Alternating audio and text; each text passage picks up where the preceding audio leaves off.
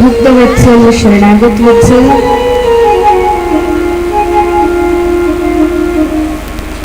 श्री श्री जानकी रमण भगवान के पाद पद्मों का ध्यान करते हुए आज अष्टम दिवस की कथा में भगवान के नाम का कीर्तन संकीर्तन करते हुए उनके नाम का स्मरण करते हुए उन्हें प्रणाम करते हुए हम कथा में प्रवेश करते हैं। विराजमान सभी हरिभक्तों को, वैष्णवों को, भगवान से प्रेम करने वाले भगवत भक्तों के हृदय विहारी भगवान को प्रणाम करते हुए भगवान के सुंदर चरित्रों का हम गान करते हैं। कल हम सभी ने यह श्रवण किया कि किस प्रकार से भगवान वनवास की लीला में प्रवेश करते हैं। भगवान वनवास में प्रवेश करते हैं। मैया बहुत दुखी हुई, कौशल्या मैया, सुमित्रा मैया, सभी अवध के लोग बहुत ही दुखी हैं। महाराज दशरथ तो कुछ बोल ही नहीं पा रहे हैं, लेकिन भगवान श्री राम प्रसन्न हैं। लक्ष्मण जी को भी अब कोई क्षोभ नहीं है कि अब तो वे भगवान के साथ हैं, और भगवान के साथ जो व्यक्ति रहता है, फिर परिस्थिति कैसी भी हो, हम किसी भी परिस्थिति में हो, लेकिन यदि भगवान साथ में है तो फिर कष्ट किस बात का, फिर दुख, फिर पीड़ा किस बात की। तो लक्ष्मण जी को तो पीड़ा नहीं है, भरत लाल शत्रुघ्न लाल को पता ही नहीं है, क्योंकि वे महल में है ही नहीं, वे तो अपने नाना जी के घर कैकई देश में गए हुए हैं। इस प्रकार से वर्णन है। सुमंत्र जी के साथ भगवान वन में प्रवेश करते हैं, माता सीता और भाई लक्ष्मण के साथ।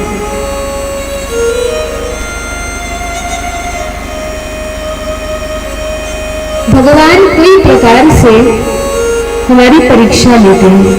जिस प्रकार से लक्ष्मण को बहुत प्रलोभन दिए, माता सीता को बहुत प्रलोभन दिए कि वन में तो बहुत कष्ट है, भगवान के समझाने से नहीं समझी, तब स्वयं दशरथ जी ने समझाया कि बेटी सीता, तुम्हें पता है वहां वन में बहुत कष्ट होगा, वहां पे खूब कंकड़ पत्थर हैं, कोल भील हैं, तपस्वी लोग हैं, ऐसे वातावरण में तुम नहीं रह सकोगी, मत जाओ, सभी ने समझाया। जब भी हम भगवत पथ पर, भगवत भक्ति के पथ पर अग्रसर होते हैं, तो भगवान अपनी योगमाया के प्रभाव से बहुत सारी अड़चनें हमारे मार्ग में डालते हैं।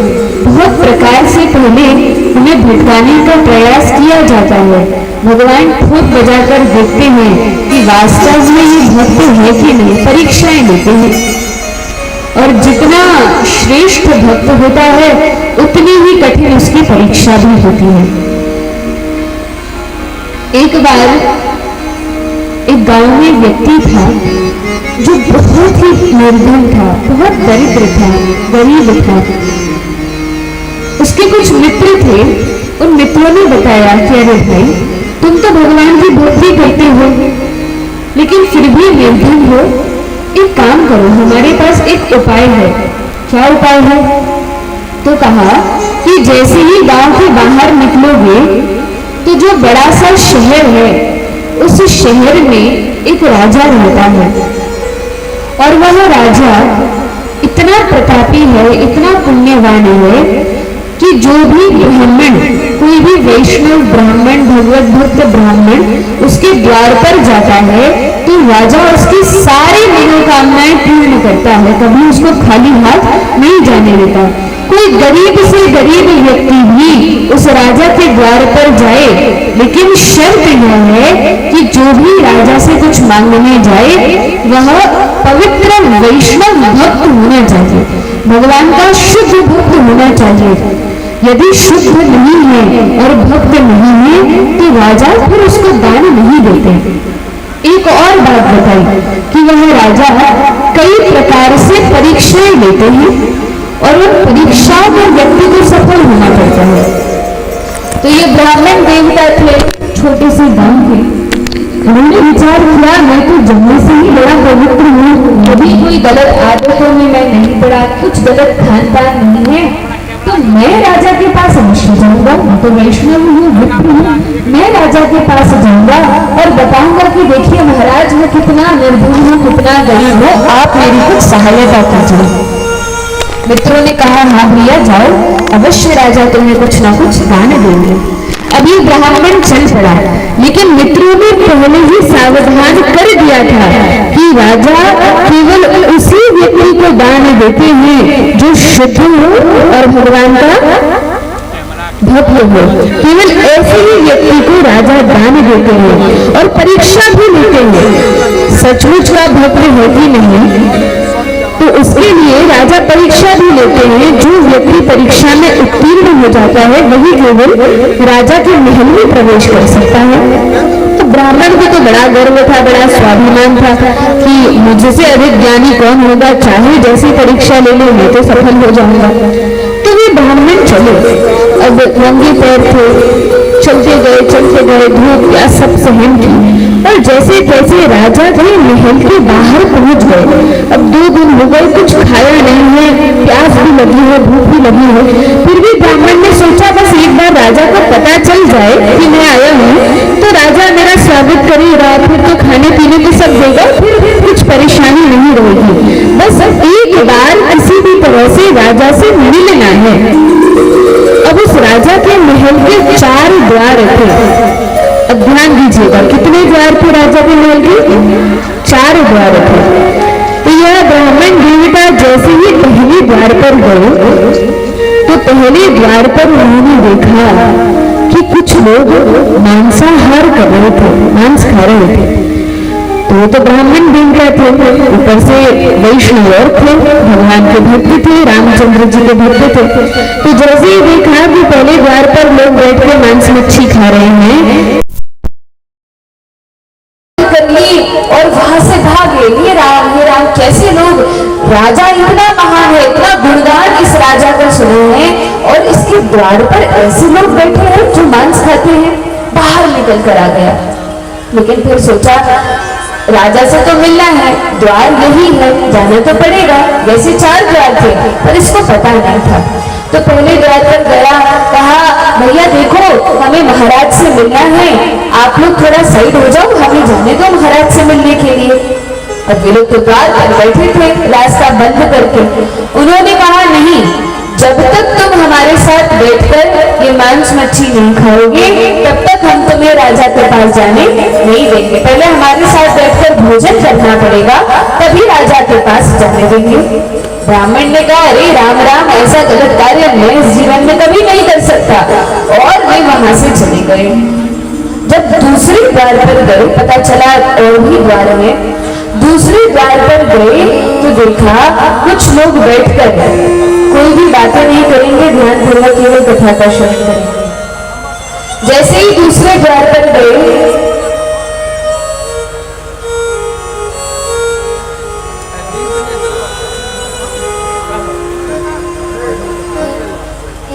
दूसरे द्वार पर गए तो देखा कुछ लोग बैठ के मदिरा का पान कर रहे थे। क्या कर रहे थे?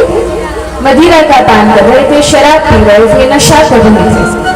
अब उस विप्र वैष्णव ने कहा कि हमें महाराज से मिलना है, भैया जाने दो। खूब हाथ जोड़े, खूब गिड़गिड़ाया, लेकिन उन लोगों ने कहा नहीं, पहले हमारे साथ बैठकर तुम्हें मदिरा का पान करना पड़ेगा, तभी राजा से मिलने देंगे। एक बार मदिरा पी लो और राजा के पास चले जाओ। ब्राह्मण ने कहा नहीं नहीं, हम ऐसा काम नहीं कर सकते, कोई बात नहीं, दूसरे द्वार से चले जाएंगे। अब गए तीसरे द्वार पे। जब वो तीसरे द्वार पर गए तो एक वैश्या वहां पर थी, और उस वैश्या ने कहा पहले एक रात्रि मेरे साथ रहना पड़ेगा, तब राजा से मिलने दूंगी, अथवा मेरे द्वार से तो आप नहीं जा सकते। अच्छा, ब्राह्मण ने कहा नहीं, ऐसा गलत कार्य भी हम नहीं कर सकते। तब चौथे द्वार पर गए, और चौथे द्वार पर कुछ लोग बैठकर जुआ खेल रहे थे, और वे कहने लगे कि हमारे साथ बैठकर जुआ खेलना पड़ेगा, तब ही हम राजा से मिलने देंगे। अब 4 द्वार थे और चारों द्वारों पर इस प्रकार के लोग बैठे थे जो गलत कार्य में लगे हुए थे। अब ब्राह्मण देवता तो बाहर निकल कर आ गए और सिर पकड़ कर बैठ गए। बहुत भूख लगी है, प्यास लगी है, कुछ समझ में नहीं आता क्या करना चाहिए। तब खूब विचार किया, खूब सोचने लगे। सोचा कि इतनी गरीबी है, घर में कुछ है नहीं खाने पीने को, बच्चों के पास पहनने के लिए कपड़े नहीं है, इतनी निर्धनता है, एक बार यदि राजा से मिल लिया तो जीवन धन्य हो जाएगा, फिर किसी से कभी कुछ मांगने की आवश्यकता नहीं मिलेगी। लेकिन राजा से मिलना भी बड़ा कठिन है। क्या अवरोध है मिलने में, क्या रुकावट है? क्यों नहीं मिल सकते राजा से? क्योंकि चारों द्वारों पर तो गलत कार्य करने वाले लोग बैठे हैं। अब कैसे मिला जाए? द्वार से जाना तो पड़ेगा, तभी तो राजा मिलेंगे। यदि जाएंगे ही नहीं तो राजा मिलेंगे कैसे? फिर इस व्यक्ति ने सोचा कि एक काम करते हैं। क्या काम करते हैं?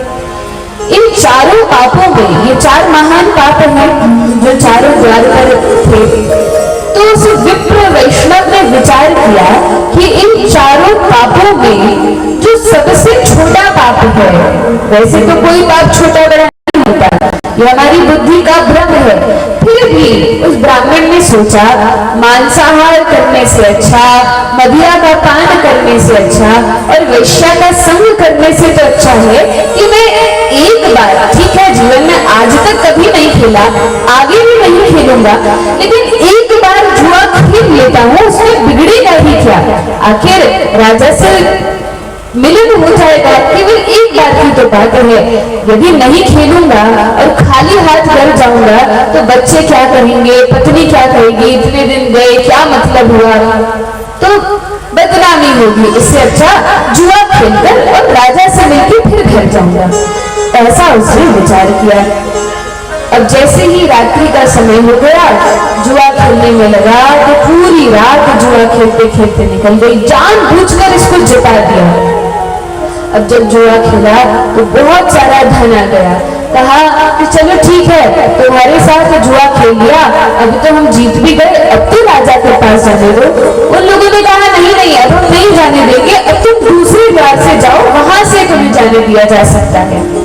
ब्राह्मण को बड़ा बुरा लगा, लेकिन अब इतना धन आ गया था और बड़ी जोर की भूख लगी थी, तो इस ब्राह्मण ने सोचा कि ठीक है अब आज एक पाप किया है तो एक पाप और करने में क्या जाता है। भूख तो बहुत तेज लगी थी, तो सोचा कि अब आपत्ति का काल है, भूख तो लग ही रही है, रात्रि का समय है, अब तो राजा भी नहीं मिलेगा, एक रात कैसे कटेगी, इससे अच्छा आज मांसाहार कर ही लेते हैं, आज के बाद कभी नहीं करेंगे। ऐसा विचार करके दूसरे द्वार पे गया जिस द्वार पे लोग मांसाहार कर रहे थे, और वहां जाकर उसने खूब मांस का भक्षण किया। और जब मांस खा लिया तो ब्राह्मण था, आज तक तो खाया नहीं था, अब उसको पचा ही नहीं, तो लोगों ने सलाह दी, उन्हीं धूर्त लोगों ने जो उसको खिला रहे थे, उन्होंने सलाह दी कि देखो अभी तो रात्रि शेष है, एक काम करो थोड़ी मदिरा का पान कर लो, उससे पाचन क्रिया ठीक हो जाएगी और ये मांस पच जाएगा। तो वो ब्राह्मण वैसे भी बुद्धि तो भ्रष्ट हो ही गई थी मांस खाकर, उसने मदिरा का पान कर लिया। सोचा आज पाप किया है तो ठीक है कर ही लेते हैं, फिर नहीं करेंगे। और जैसे ही मदिरा का पान किया तो पागल जैसा हो गया और तब तो मद में आ गया। और जब मदिरा वालों ने भी अपने द्वार से नहीं जाने दिया, जुआ वालों ने भी अपने द्वार से नहीं जाने दिया, मांसाहार वालों ने भी नहीं जाने दिया, उसने सोचा कि वेश्या अवश्य जाने देगी। उसके पास गया, उसने कहा नहीं पहले मेरे साथ एक रात्रि बिताओ तब जाने देंगे। अब यह ब्राह्मण का एकदम पतन हो गया, उसने वह कार्य भी कर लिया। और जैसे ही सुबह होती है तो देखता है वह तो कब सो गया उसको पता नहीं चला, नशे में। सुबह आंख खुलती है तो देखता है कि राजा के सैनिकों ने पकड़कर उसको बाहर फेंक दिया था। अब आंखें खुलती है और कहता है, सभी से गिड़गिड़ाता है कि मुझे राजा के पास जाने दो, देखो मैंने तुम सबकी बात मान ली है फिर भी तुम नहीं जाने देते। तो सभी लोगों ने उसको समझाया कि देखो हम लोग कोई और नहीं है, हम तो राजा के ही दूत हैं और राजा ने परीक्षा देने के लिए हमें 4 द्वारों पर खड़ा कर रखा था। ब्राह्मण देवता यदि आप निराश होकर दुखी होकर बिना किसी पाप में संलग्न हुए लौटने लगते तो ऊपर देखिए छत से राजा आपको देख रहा था, यदि आप लौटने लगते तो वो तुरंत अपने सैनिकों को कहकर भेजता कि इस ब्राह्मण को लेकर आ जाओ मेरे पास, लेकिन आपने ऐसा नहीं किया। आप तो पापों में प्रवेश कर गए, वह तो भगवान आपकी परीक्षा ले रहे थे, आपने वो सारे पाप कर दिए, इसलिए अब आपको महाराज नहीं मिलेंगे। और वह ब्राह्मण जीवन भर गरीब का गरीब ही रह गया। इसी प्रकार से जब हम भक्ति के पथ में आते हैं तो यह मांसाहार, रोटी, मदिरा इत्यादि जो पाप हैं ये हमारे रास्ते में आते हैं, लेकिन भगवान का जो भक्त होता है वह इन पापों में नहीं पड़ता।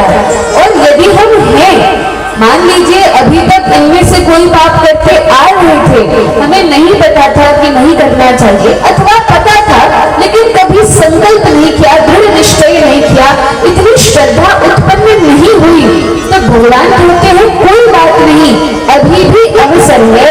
सर्वधर्मान परित्यज्य मामेकम शरणं व्रज, अब सब कुछ त्याग कर मेरी शरण में आ जाओ। अभी तक जो पाप किए हैं उनको भी मैं नष्ट कर दूंगा, चाहे जैसा भयंकर पाप हो। यदि कब नष्ट करेंगे? यदि हम ये निश्चय कर ले और ये संकल्प कर ले कि आज से अब कभी यह पाप नहीं करेंगे, तो पुराने जितने पाप हैं भगवान उनको भी नष्ट कर देंगे और हमें अपनी शरण में ले लेंगे। बोलिए भक्तवत्सल भगवान की जय। तो इसलिए इन सभी पापों से हमें बचना चाहिए, किसी भी प्रकार के पाप में प्रवृत्त नहीं होना चाहिए, क्योंकि ये पाप हमें नीचता प्रदान करने वाले हैं। अभी तो बड़े भाग्य से मनुष्य का शरीर मिल गया है, लेकिन इनमें से कोई भी पाप करेंगे फिर 84 लाख योनियों के में भगवान हमें डाल देंगे। बढ़ जाते हैं तो जाता है, और जब पशु पक्षियों की योनि में जाते हैं तब बड़ा कष्ट, बड़ी पीड़ा होती है। इसलिए बुद्धिमानी यह है कि समय रहते संभल जाना चाहिए। इसी तो हमने वर्णन सुना कि सुमंत्र जी लेकर आते हैं राम लक्ष्मण और माता सीता को वनवास की लीला में प्रवेश कराते हैं, लेकिन सुमंत्र जी से दशरथ महाराज ने कह दिया था, सुमंत्र जी से महाराज दशरथ ने कहा था कि देखो राम लक्ष्मण को सीता को वन में छोड़कर मत आना, फिर क्या करना? तो कहा इनको 2-4 दिन वन दिखलाकर, वन की कष्ट दिखलाकर वापस ले आना। सुमंत्र जी ने कहा था ठीक है, लेकिन जब लेकर गए रथ पर आरोह करके और भगवान पहुंचे तो भगवान ने कहा देखिए सुमंत्र जी, हम तो लौटने वाले नहीं हैं, आप सीता से लक्ष्मण से पूछ लीजिए यदि ये जाना चाहिए। उन दोनों ने भी मना कर दिया। तब सुमंत्र जी उदास होकर बैठ गए। सुमंत्र जी ने कहा प्रभु, आपके पिताजी ने तो मुझसे कहा था कि 2-4 दिन वन दिखलाकर ले आना। राम जी ने कहा अच्छा, इस प्रकार से कहा था, कुछ और भी कहा होगा, पूरी बात बता दो तो बात खत्म हो जाए, पूरी बात बताओ कि और क्या कहा था महाराज ने। सुमंत्र जी ने कहा कि महाराज ने कहा था यदि राम लक्ष्मण न भी आए, प्रभु ने कहा बस, पिताजी ने ऐसा कहा ना कि यदि राम लक्ष्मण न भी आए, अर्थात उन्हें पता है कि हम नहीं आएंगे और उनकी कहीं न कहीं हृदय में इच्छा है कि उनके वचन का पालन हो, मूल इच्छा तो यही है, फिर वे तो मोह वशभाव में आकर कहते हैं कि वापस ले आओ, लेकिन अब हम नहीं जाएंगे। और भगवान आगे जाते हैं, सुमंत्र जी अभी लौटे नहीं हैं, सुमंत्र जी अभी वहीं पर हैं, लेकिन भगवान पहुंचे निषादराज गुह को यह सूचना प्राप्त होती है, वे अपने दल बल के साथ फल फूल सब भेंट लेकर आ जाते हैं। यह सुधी गुह निषाद जब सारी मुदित लिए प्रिय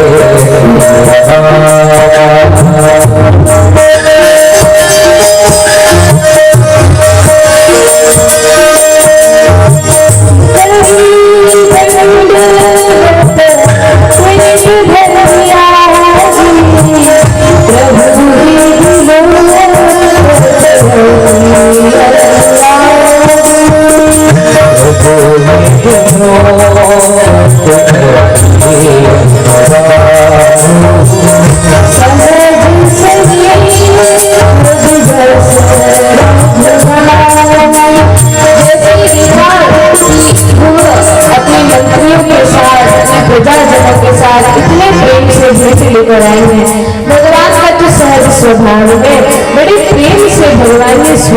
किया। जब जनक महाराज स्वर्ण की थाली में भगवान को सुंदर भेंट देते थे अथवा जो भी भोग अर्पण करते थे, भगवान उनको भी ग्रहण करते थे और गुह जैसे निषाद राज फूल भी भगवान को कोई भेंट दे तो भगवान उन्हें भी स्वीकार करते हैं। भगवान यह नहीं देखते कि वस्तु क्या दी जा रही है, लेकिन भगवान देखते हैं कि उसमें भाव कितना है। इसलिए तो कहते हैं पत्रम पुष्पम फलम यो मे भक्त्या प्रयच्छति तदहं भक्ति उपरतम अश्नामि प्रयतात्मनः। यदि मेरा भक्त प्रेम से मुझे एक पुष्प, एक पत्ता, कुछ फल अथवा जल भी प्रदान करता है तो मैं उसको स्वीकार करता हूँ, लेकिन कब? भक्त्या, यदि भक्ति से, भक्ति का सहज अर्थ केवल प्रेम है। यदि प्रेम से भगवान को कुछ भी अर्पण किया जाए तो भगवान उन सबको स्वीकार कर लेते हैं, कभी अपने भक्त को निराश नहीं करते, कभी त्यागते नहीं हैं।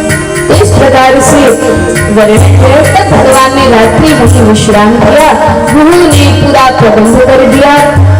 भगवान भोर होते ही कहते हैं कि निषादराज हमें आगे जाना है। तो आगे कैसे जाएंगे? तब सुरसरी गंगा जी के तट पर भगवान निषादराज गुह के साथ जाते हैं और वहां भगवान को कौन मिलता है? केवट मिल जाता है। और जैसे ही भगवान को केवट मिले, भगवान ने कहा कि भाई केवट, हम गंगा जी के किनारे, गंगा जी के उस पार जाना चाहते हैं। केवट ने कहा देखिए प्रभु, मैं आपको लेकर नहीं जा सकता। भगवान ने कहा भैया क्यों नहीं ले जा सकते? केवट ने कहा भगवान मैं आपको लेकर इसलिए नहीं जा सकता क्योंकि मैं आपका मर्म जानता हूं। अरे ऐसा कैसा मर्म जानते हो कि हमें अपनी नाव पर बैठा कर ले नहीं जा सकते? ठीक है, जो तुम जो भी याचना करोगे हम देने का प्रयास करेंगे। लेकिन केवट ने कहा नहीं नहीं भगवान, वो बात नहीं है, आप कुछ भी दे अथवा न दे, लेकिन मैं अपनी नाव पर आपको नहीं चढ़ा सकता, बस बात इतनी है। भगवान ने कहा केवट विस्तार से बताओ कि क्यों नहीं चढ़ा सकते? तब केवट कहते हैं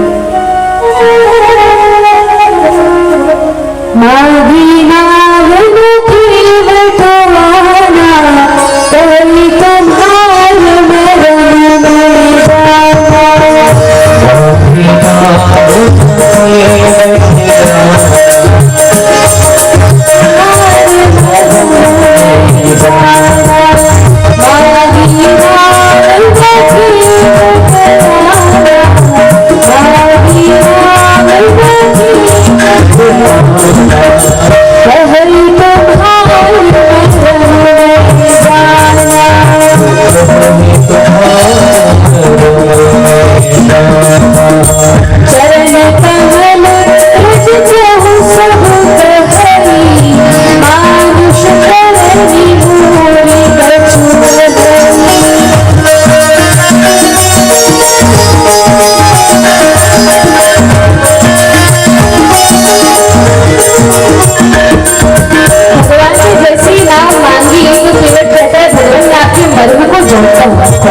में लक्ष्मण जी थोड़ा क्रोध कहते हैं भैया क्या मर्म जानते हो?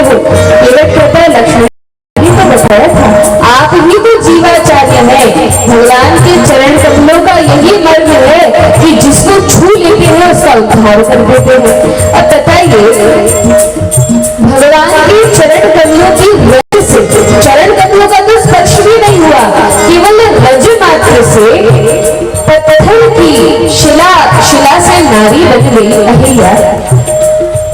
तो मेरी यह जो नौका है तो काटती है, ये तो लकड़ी की है, पत्थर से भी कमजोर है, तो यह भी नारी बनेगी। और जब पत्थर की नारी उड़कर अपने पति के धाम चली गई, मेरी यदि यह नौका उड़ गई तो मैं किसके सहारे जीवित रहूंगा? फिर तो मेरे पास कुछ भी नहीं रहेगा, क्या कमाऊंगा, क्या अपने परिवार को खिलाऊंगा? भैया मैं तो नाविक हूँ, मेरा तो एक ही काम है और तो मुझे कुछ आता नहीं। वेद मैंने पढ़े नहीं कि मैं पढ़ाने लिखाने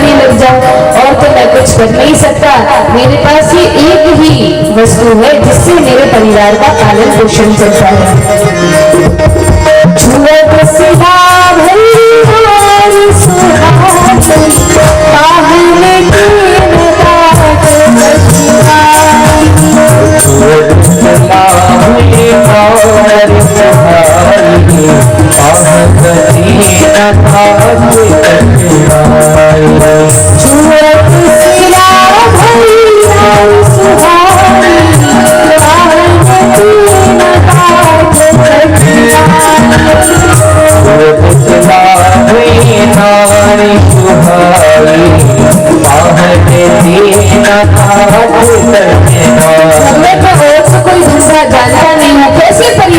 पालन पोषण करूंगा।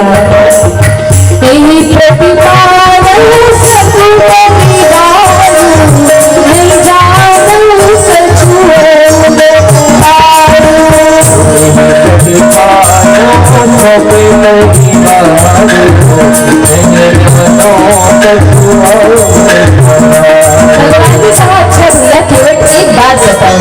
यदि तुम अपनी नाव पर चढ़ाकर हमें नहीं ले जाओगे और यदि हमारे चरणों से इतना ही भय है तो हम गंगा पार कैसे जाएंगे? तुम ही बताओ कैसे जाएंगे? केवट ने कहा भगवान बहुत उपाय है, एक बड़ा सा लंबा सा कटीला रास्ता है, आप चाहो तो उस पर से चलकर चले जाओ। भगवान ने कहा केवट ऐसी बात क्यों करते हो? देखो तुम्हारे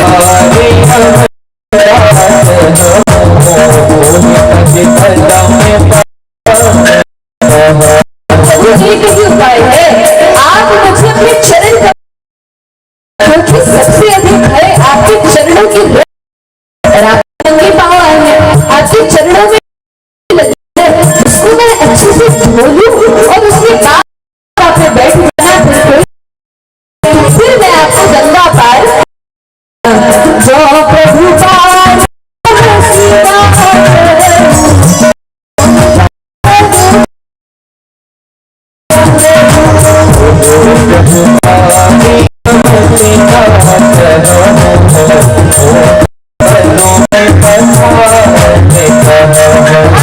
किसी बात की चिंता न करें, नहीं दूंगा, कुछ भी नहीं दूंगा, आपको बिना कुछ दिए ही नाव से उस पार कर दूंगा, बस मेरी एक बात मानना पड़ेगी, ऐसी बात चरण आपको भुलवाना पड़ेगी। अब भगवान थोड़ा संकोच कर रहे हैं, लेकिन केवट की अटपटी बातें सुनकर भगवान को भगवान बड़े प्रसन्न हो रहे हैं और मुस्कुराकर भगवान कहते हैं कि ठीक है केवट, पानी लेकर आ जाओ और चरण धो। भगवान ने स्वीकृति दे दी।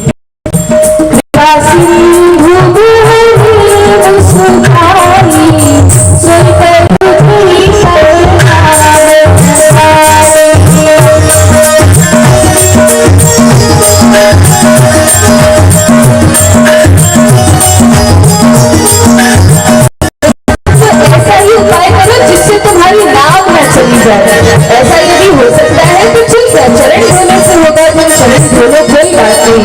अब तो केवट ने आदेश दिया अपनी पत्नी को, जाओ जल्दी से जाकर पानी लेकर आ जाओ, जल लेकर आती है। भगवान खड़े हो जाते हैं और केवट चरण धुलाने लगते हैं, लेकिन जब चरण धुलाते हैं तो केवट ने पानी डाला, भगवान के चरण धुल गए और भगवान ने पुनः धरती पर केवट आपने तो बड़ी गड़बड़ कर दी, अब फिर से चरण धोना पड़ेगा।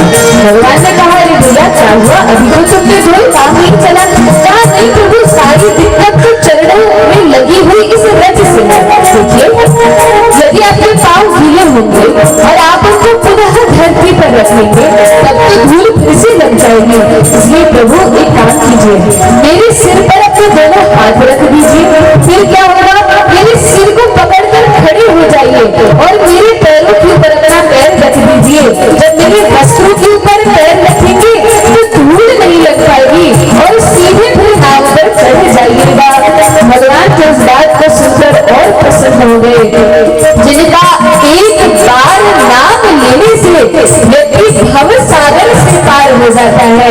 आज यही भगवान अपने चरणों का ही जल गंगा नदी को पार करने के लिए केवट की सारी बातें मान रही हैं।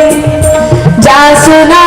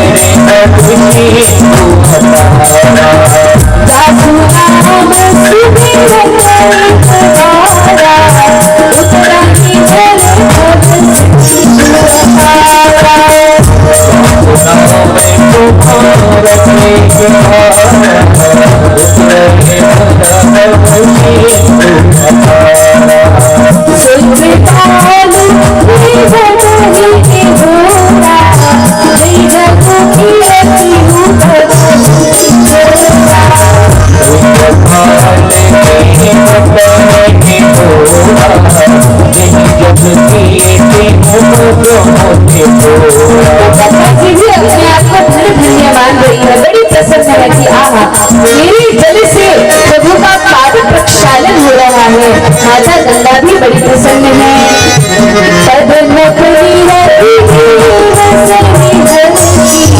सुनी प्रभु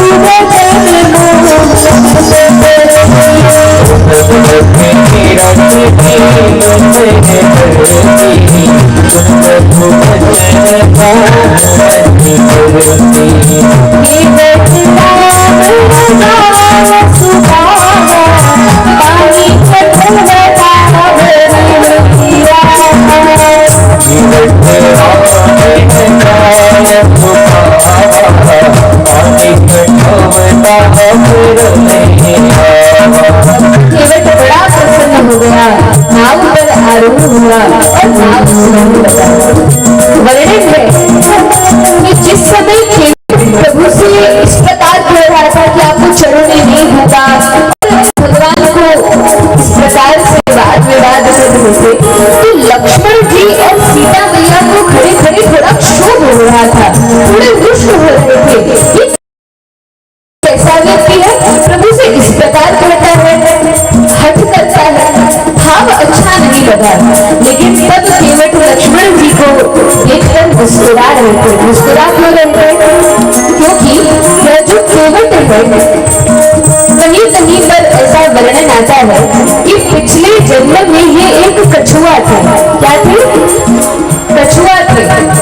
और जिस समय वैकुंठ में भगवान अनंत शेष की शैया के ऊपर विराजमान होते हैं और माता लक्ष्मी चरण दबाती है, उसी समय ये कछुए के रूप में वैकुंठ में भगवान के चरणों तक पहुंचने का प्रयास कर रहा था। कछुए के रूप में था, लेकिन ऊपर चढ़ने का प्रयास कर रहा था। तो कभी अनंत शेष भगवान अपनी फुफकार से पुनः नीचे गिरा देते और कभी दूसरी तरफ से चढ़ता, तो माता सीता चरण दबाते दबाते उसको हटा देती। तब इसको बड़ा कष्ट हुआ था। लेकिन आज वही कछुआ केवट बनकर आ गया है और अब लक्ष्मण जी को देखकर कहता है कि बोलो भैया अब कैसे हटाओगे? अब तो आपको ही रामचंद्र जी के अधीन होकर खड़ी रहना पड़ रहा है। अब तो मेरी ही चलेगी, मैं बिठाऊंगा तभी गंगा पार लग सकते हो, नहीं तो आज गंगा पार नहीं जा सकते। अब केवट खूब चक्कर लगाने लगा। चाहता तो एक बार में एक तीर से दूसरे तीर पहुंचा देता, लेकिन चार चार चक्कर लगाए। भगवान ने कहा, केवट ये क्या कर रहे हो? केवट ने कहा, देखो हमारी नाव में बैठे हो, हमारे अनुसार चलना पड़ेगा, जितना घुमाएंगे उतना घूमना पड़ेगा। भगवान भी मुस्कुरा रहे हैं। केवट का भाव देखकर बड़े प्रसन्न है। और तब केवट भगवान को गंगा पार कर देता है, किनारे लगा देता है। भगवान उतरते हैं, अपना पांव जैसे ही बालू पर रखते हैं, राम लक्ष्मण और माता सीता वह निषादराज भी साथ में है। तब केवट से कहते हैं, कुछ कहा नहीं। माता सीता समझ गई कि रामचंद्र जी का रुख क्या है, क्या चाहते हैं। तो माता सीता ने पीछे से, अब सामने से नहीं, ये नहीं दिखा रही कि देखो मैं संकट में रक्षा कर रही हूँ, नहीं, पीछे से छुपके से अपनी अंगूठी निकाल के, कौन सी अंगूठी? जिस अंगूठी को श्री रामचंद्र ने मुंह दिखाई के अवसर पर माता सीता को दिया था, उस अंगूठी को निकालकर प्रभु को पीछे से दिया। भगवान ने भी अपने हाथ में रख लिया और केवट को देने लगे। केवट ने कहा, नहीं भगवान, ये मैं नहीं ले पाऊंगा। भगवान ने कहा, क्यों नहीं लोगे? तो कहा, एक बात बताओ। क्या बात बताएं? कि क्या नाई नाई से कुछ उपराई लेता है, कुछ धन लेता है? क्या कोई नाविक नाविक से ले सकता है? देखो प्रभु, मैं तो नाविक हूँ, व्यक्तियों को एक पार से दूसरे पार उतारने वाला है, और प्रभु आप भी तो नाविक ही हैं, इस भव सागर से पार लगाने वाले हैं। तो जब कोई व्यक्ति एक जाति का होता है तो उससे उतराई नहीं ली जाती, इसलिए आप तो मेरी ही जाति के हो। पहले ही वर्णन किया था कुजाति और सुजाति कौन है, तो कहा कुजाति वह है जो भगवान का भक्त नहीं है, और सुजाति वह है जो भगवान का भक्त है। तो कहा प्रभु आपसे मैं उतराई नहीं ले सकता। भगवान मुस्कुराए हैं और यही से वर्णन है, निषादराज भगत वापस हो जाते हैं, लेकिन भगवान केवट के प्रेम में मग्न हो जाते हैं। बोलिए भक्तवत्सल भगवान की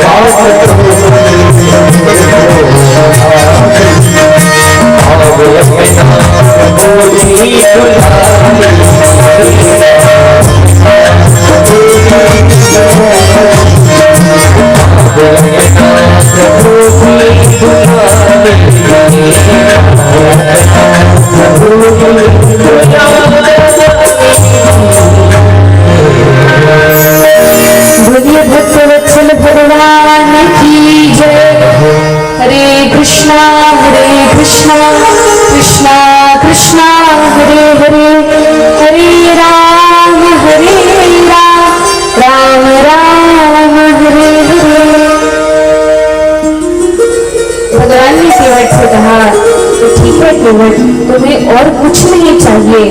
केवट ने कहा नहीं भगवान मुझे कुछ भी नहीं चाहिए। और जब भक्त यह कहता है कि मुझे कुछ भी नहीं चाहिए, निस्वार्थ भाव से केवल भगवान की सेवा करता रहता है, तब भगवान उसको भक्ति का परम वर प्रदान कर देते हैं। सबसे बड़ा वरदान भक्ति देकर प्रभु उसको धन्य कर देते हैं। प्रहलाद जी से भी भगवान ने पूछा था कि प्रहलाद, तुम इतने श्रेष्ठ भक्त हो, बताओ तुम्हें क्या चाहिए। प्रहलाद जी ने कहा, भगवान मुझे कुछ नहीं चाहिए, मैं तो स्वभाव से ही आपकी भक्ति करता हूँ। तब भगवान ने अपनी निस्वार्थ भक्ति प्रहलाद को प्रदान की। और इस संसार में, इस ब्रह्मांड में, तीनों लोकों में भगवान की भक्ति से बड़ा और कोई वर नहीं है। यदि किसी व्यक्ति को भगवान के चरण कमलों के प्रति, भगवान के प्रति प्रेम उत्पन्न हो जाए, भगवान से प्रेम हो जाए और कोई भगवान की सेवा में लग जाए, इससे बड़ा कोई पद इस संसार में नहीं है। बोलिए भक्तवत्सल भगवान की जय। केवट को तो भगवान ने भक्ति का वर प्रदान किया और तब भगवान आगे चले हैं। जब आगे जाते हैं तो भरद्वाज मुनि के आश्रम में भगवान पहुंचे।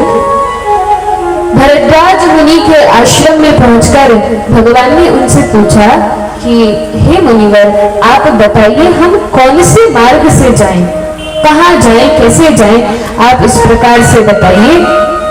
तब भरद्वाज मुनि ने अपने आश्रम से 4 ब्राह्मणों को भेजा है। 4 ब्राह्मणों को भेजने का अर्थ यह है कि जब भगवान ने मुनि से पूछा कि आप बताइए हम कौन से मार्ग से आगे बढ़े, तो उन्होंने 4 ब्राह्मणों को, 4 विप्रों को भेजा।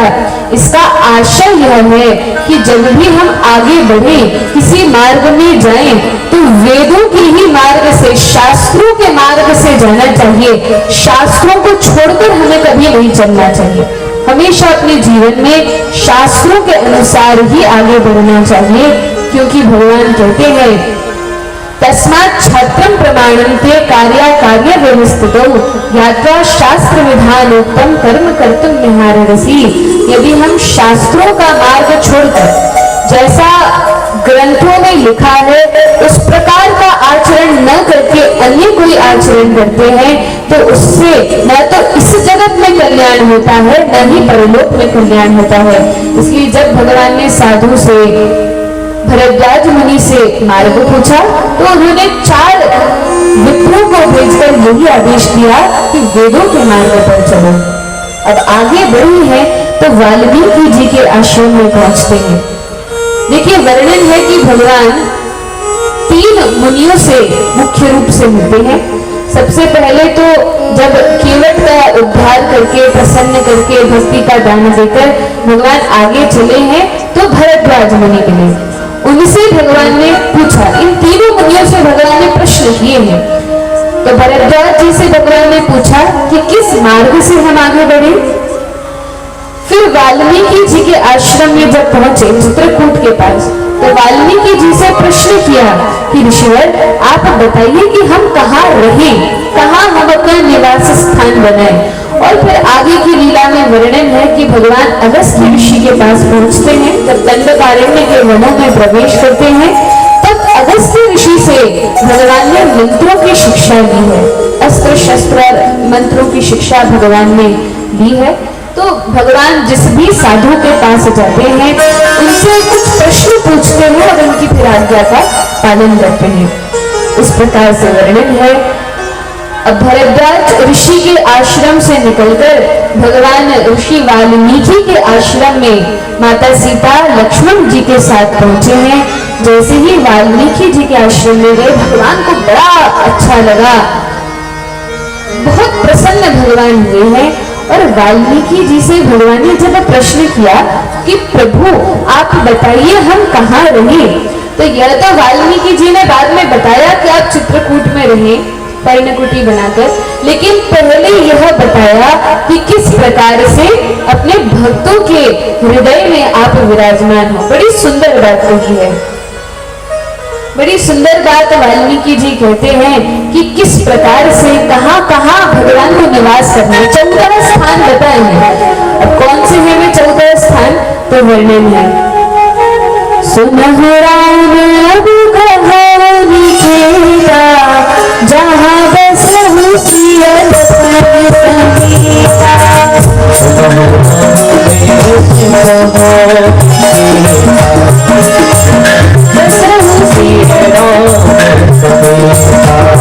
जिनके श्रवण समुद्र समाना तथा तुम्हारी सुभग सहियाना।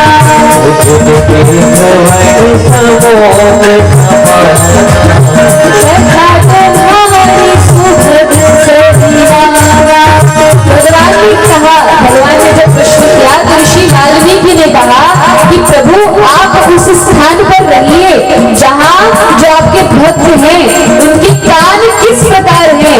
कहा समुद्र की भांति जो हर समय आपकी कथा रूपी नदी को प्रवाहित करते हैं, अर्थात कथा सुरसरी, गंगा जी, यमुना जी नदियों के समान है। और जिस प्रकार नदियां स्वाभाविक रूप से समुद्र की ओर बहती है और समुद्र में विलीन होकर ही सुख का अनुभव करती है, उसी प्रकार जिन भक्तों के कान समुद्र के समान है और आपकी कथाओं को सुनने में हर समय उत्सुक रहते हैं, ऐसे भक्तों के जिनके श्रवण समुद्र समाना तथा तुम्हारी सुभग सहियाना।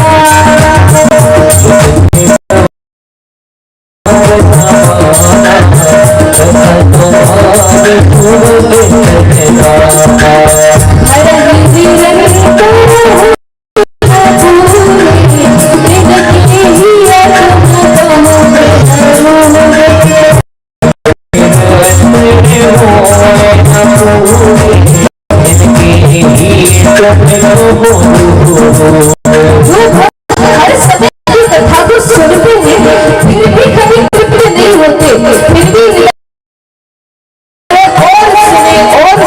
और सुने।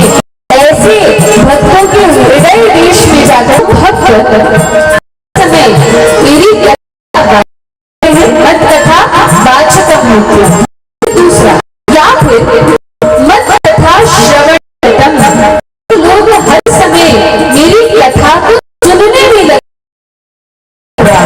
मत कथा प्रीत मनसम, जो मन से हृदय से मेरी कथा प्रेम करते हैं, ऐसे व्यक्ति को मैं कभी नहीं त्यागता और इस प्रकार से उसके पीछे चलता हूँ जैसे गौ माता अपने बछड़े के पीछे पीछे चलती है, उस प्रकार मैं उस भक्त के पीछे चलता हूँ। बोलिए भगवान की जय।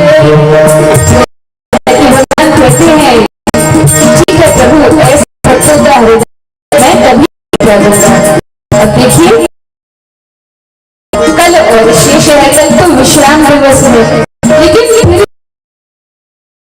होते हैं चाहते हम तो हर समय कथा सुनते हैं। कौन कौन चाहता है कि कथा के बाद भी हम कथा सुनते हैं, बात पूरी होने के पहले ही बात हो जाते हैं। तो यदि सचमुच भगवान की कथा से प्रेम है और आप लोग श्रवण करना चाहते हैं तो यह व्यवस्था है। साइंस ने जितनी प्रगति की है, भगवान के भक्त तो उसका उपयोग भक्ति में कर लेते हैं। अब तो में सभी के पास मोबाइल है, माताओं के पास, बच्चों के पास भी है, तो कोई बात ही नहीं है। किस किसके पास मोबाइल है? जो लोग हाथ नीचे भी रखे उनके पास भी है, पास नहीं है। तो सभी के पास फोन आज के समय में है और कथा कल और है। लेकिन आप बाद में भी कथा सुनना चाहते हैं तो YouTube आदि के माध्यम से प्रिया कृष्णदास यह चैनल का नाम है, आप इस पर जाकर अभी जो कथा चल रही है या जो आप लोगों की वीडियो बन रही है यह सभी उस पर लोगों भी इसलिए बता रहे हैं क्योंकि यहाँ के लोगों ने बहुत प्रेम पूर्वक नित्य प्रति आकर प्रतिदिन आकर बड़ा प्रेम दिया है और इच्छा व्यक्त की है कि हम सुनना चाहते हैं। बहुत सारे लोग घर आकर पूछ भी रहे थे। तो हरे प्रिया कृष्णदास का नाम है और आप इस पर जाकर कथा को श्रवण कर सकते हैं। भगवान की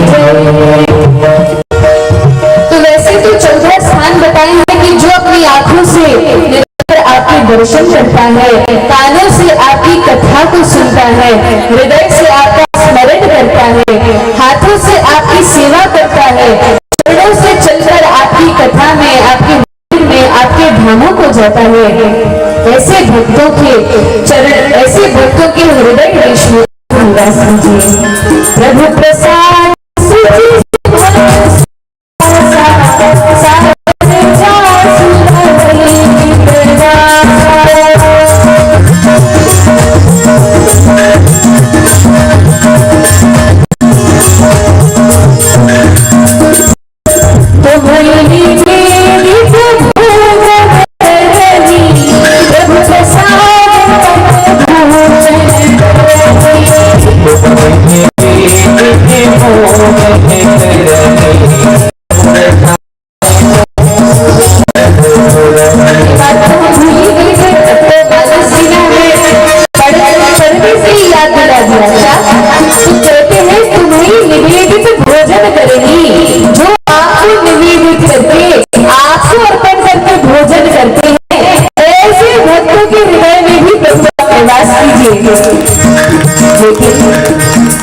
समस्या है।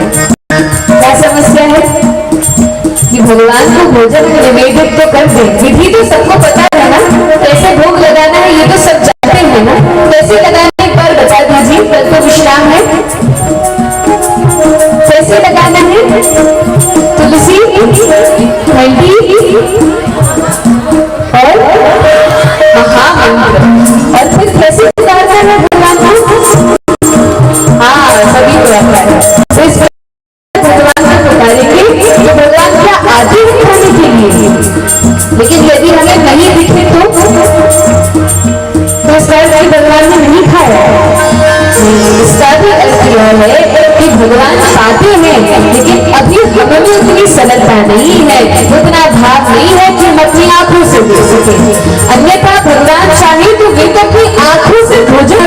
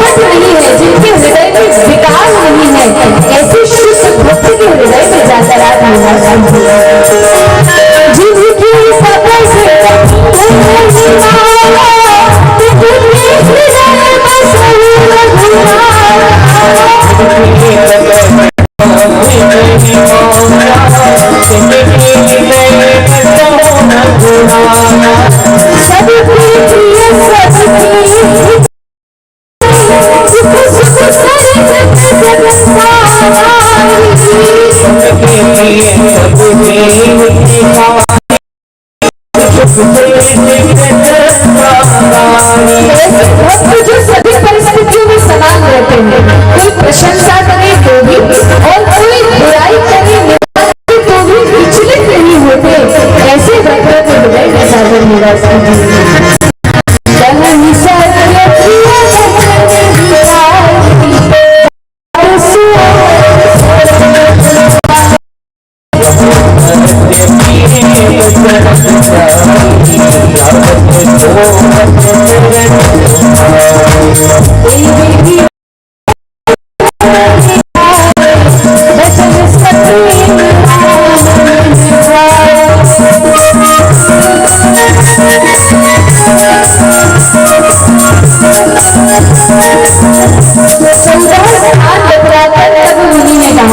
भगवान कोई बात नहीं, यह तो मैंने हृदय में रहने के स्थान बताए, केवल हृदय में भगवान निवास करे सो तो अच्छा है, लेकिन अभी तो प्रभु लीला कर रहे हैं। तब कहा कि सब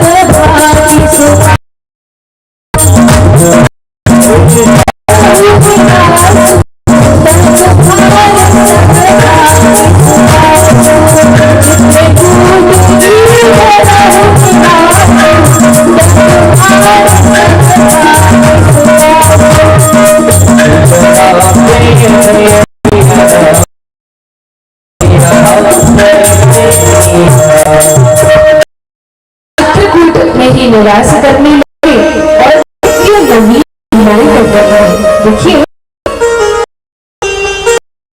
जो भगवान की लीलाओं को नहीं समझते उन्हें वनवास की लीला वनवास दुख, लेकिन रामचंद्र के और जो भगवान की महिमा को भगवान के ऐश्वर्य समझते हैं कि भगवान की वास्तव में वनवास काल नहीं है तो कैसा काल है, तो कहा है तो है। प्रभु तो बड़े प्रसन्न है इन स्थानों में आकर, चित्रकूट सुंदर स्थल भगवान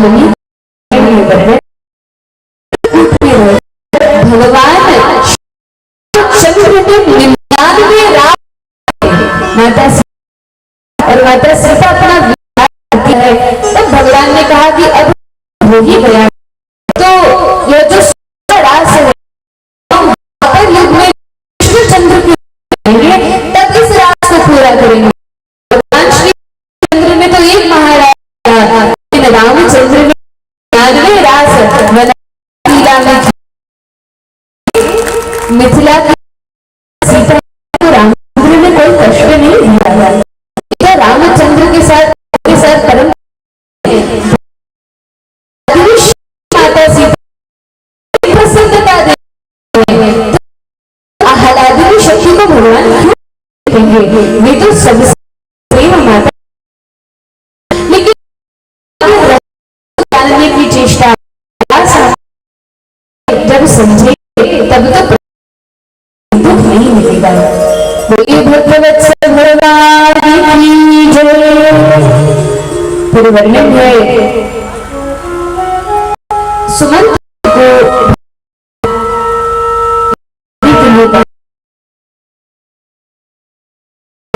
जिस समय निषादराज गुह पहुंचे पुनः उन्होंने देखा कि सुमंत जी अभी भी वहां, और जो भगवान के रथ के घोड़े हैं वे भी बहुत रहे थे, जाने के ही नहीं और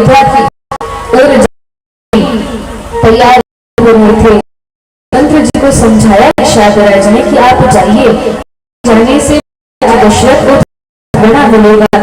निषादराज जाते हैं इस प्रकार से है और सुमित्र जी गए। जब महाराज दशरथ ने देखा सुमित्र जी अकेले ही आए हैं, राम सीता लक्ष्मण को साथ नहीं लाए, तो उन्हें दुख हुआ। 6 दिन अयोध्या से हुए महाराज दशरथ 6 बार श्री रामचंद्र का नाम पुकारते हैं। ये सारी घटना में याद आ जाती है जब श्रवण कुमार पिता ने उन्हें श्राप दिया था कि आप भी पुत्र विरह में अपने प्राणों का त्याग करेंगे, और तब भगवान श्री रामचंद्र का नाम लेते हुए महाराज दशरथ अपने प्राणों का त्याग करते हैं। लेकिन धन्य है ये महाराज जो मृत्यु के समय इनके मुख से श्री राम नाम निकला, भगवान का स्मरण कर रहे हैं, भगवान का नाम जप कर रहे हैं। भगवान कहते हैं मद्गत प्राणा। कुछ भक्त ऐसे हैं जो मद्गत प्राणा के उदाहरण है। मद्गत प्राणा का अर्थ क्या है? प्रेम की सबसे ऊंची सीमा होती है वो मृत्यु है। जब विवाह होता है तो विवाह की अंतिम अवस्था फिर मृत्यु है।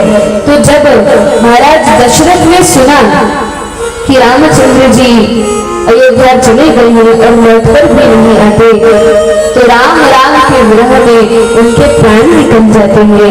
इसी प्रकार जब माता कुंती ने सुना था, भागवत में वर्णन है, माता कुंती ने सुना कि भगवान अपनी लीला का स्मरण करके, पूरा तो वाक्य भी नहीं सुना था, केवल इतना कि भगवान लीला का स्मरण करके स्वधाम में ही माता कुंती के प्राण निकल जाते हैं।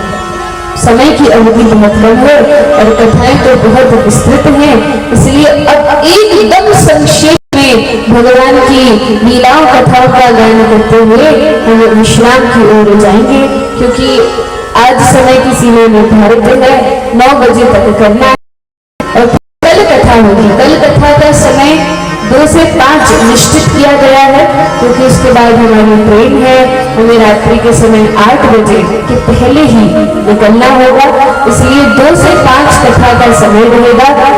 आप लोग 2 से 5 देंगे तो अवश्य आइएगा, क्योंकि घर के काम तो सभी के पास होते हैं, लेकिन अब एक ही दिन की तो बात है, बस कल की और बात है। तो इसलिए आज ही जितनी कथा हो सकती है उसको करने का प्रयास करते हैं, फिर कल का दिन विशेष है। बोलिए सीताराम भगवान की जय। धन्य भाग उस व्यक्ति के हैं जिसके अंत भगवान का नाम मुख से निकल जाता है। अंत काले चमामे स्मरण करे वरम भावम याति नास्ते संशय। इसमें तो तने भर भी संदेह नहीं है कि मृत्यु के समय यदि कोई मेरा नाम ले तो वह मेरे धाम आता है। और दशरथ जी ये तो भगवान के नित्य पार्षद है, परम भक्त है, तो इसमें तो कोई संदेह ही नहीं है कि वे भगवान के ही धाम गए। वैसे वर्णन है, कुछ समय भक्त पूछते हैं कि रामचरितमानस में और शास्त्रों में वर्णन है कि वे स्वर्ग लोक को गए, तो हाँ कुछ समय के लिए स्वर्ग में जाते हैं, लेकिन ऐसा नहीं क्योंकि वह गति स्वर्ग में तो देवी देवता अपना संग प्रदान करने के लिए, उनको धन्य करने के लिए जाते हैं और उसके बाद स्वर्ग से आगे बढ़कर साकेत धाम को भी पहुंच जाते हैं। भक्त तो यही प्रार्थना करते हैं कि भगवान हम जब हम भक्त संग करते हैं भगवान, लेकिन वे नाम का उच्चारण कर करके हमें धन्य कर देते हैं। और यह भी एक बात है, हमारे आंखों के सामने है कोई बूढ़ी माता है या व्यक्ति है, अवस्था में है, स्वयं बोल नहीं सकते, तो बच्चे का कर्तव्य है कि उनके कान में हरिनाम को डालें। जो बच्चे हैं, बालक है, पुत्र है, उनकी माता भगवान का नाम निरंतर सुनाते रहना चाहिए। घर में जहाँ स्थान पर है, जहाँ का बिस्तर हो, भगवान की लगा देना चाहिए, ताकि भगवान का भक्त कहते हैं उतनी ही स्मरण हो जाए। जब श्री हरि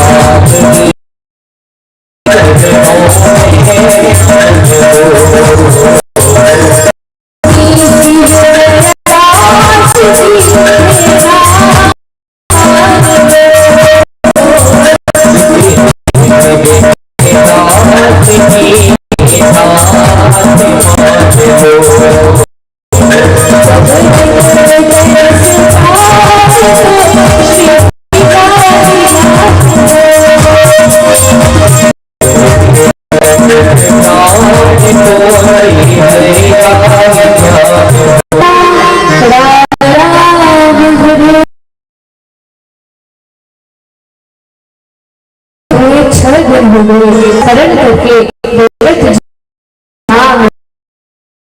उच्चारण किया, अपने प्राणों का त्याग कर दिया। माताएं बड़े ही विरह में, दुख में बात करती हैं, लेकिन तब वशिष्ठ मुनि जाकर को समझाते हैं और सुमित्रा कहते हैं कि देखिए शोक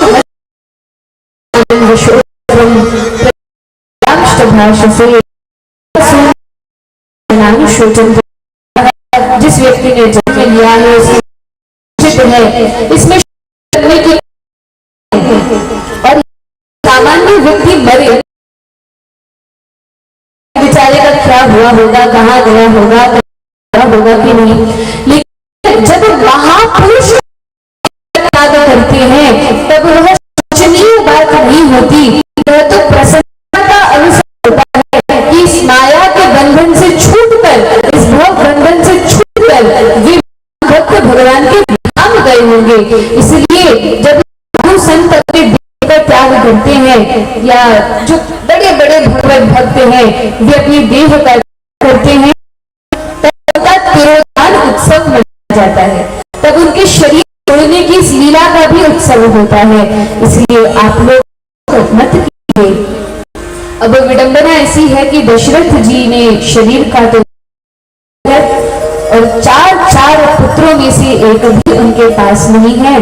राम लक्ष्मण वन में है और भरत शत्रुघ्न अपने नाना के घर कैकेयी देश में है।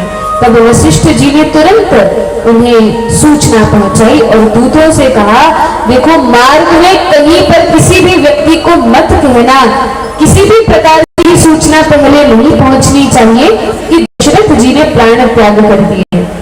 कई कारण है, यदि मार्ग में लोगों को पता चला कि अरे इस देश के राजा नहीं है, राजकुमार भी नहीं है, हो सकता है दूसरे देश के राजा आक्रमण कर दे, अराजकता फैल जाए, बहुत सारे कार्य हो सकते हैं। इसलिए और यदि भरत महाराज को पता चल गया तो हो सकता है कि वे अपना प्राण त्याग, इसलिए जाकर कुछ मत, बहुत समझदार है। भरत महाराज को दुह स्वप्न आते हैं, बहुत अपशगुन दिखाई पड़ते हैं, लेकिन वे कुछ कहते नहीं है डर के मारे। तब जब इनसे पूछूंगा और यदि इन्होंने कुछ कह दिया, मैं सह नहीं पाया तो अयोध्या में नहीं पहुंच पाऊंगा, यही प्राण निकल जाएंगे। इसलिए कुछ कहा नहीं, कुछ सुना नहीं, तुरंत रथ पर आरूढ़ हो गए और इतने वेग से रथ आगे बढ़ा है कि वर्णन है। समुद्र पार करते हुए घोड़ों की टाप पानी पर भी नहीं पड़ रही है, इतनी तेज गति से, तीव्र गति से यह रथ चला है। और जैसे ही अयोध्या नगरी में प्रवेश किया, भरत जी ने देखा कि जो अयोध्या वासी हर समय इतना स्वागत किया करते थे, हम कहीं भी बाहर से आते खूब प्रसन्न होते थे, पुष्पों की वर्षा करते थे, आरती की थाल खड़े होते थे, आज तो सब विमुख होकर खड़े हैं, कोई भी नहीं है मेरी ओर। भरतलाल को बड़ा कष्ट हुआ, समझ गए कुछ ना कुछ अनिष्ट अवश्य हुआ है। तब भीतर जैसे ही जाने लगे तो देखा आज तो ऊपर अटारियों पर माताएं पुष्प भी नहीं बरसा रही हैं, कुछ ना कुछ तो गड़बड़ है। अब भरत जी ने विचार किया, देखिए अयोध्या वासी है, कुछ लोग सोचते बड़ा दुष्ट है, चली होगी, षड्यंत्र चला होगा, इसके ही कारण जी को वनवास हुआ है।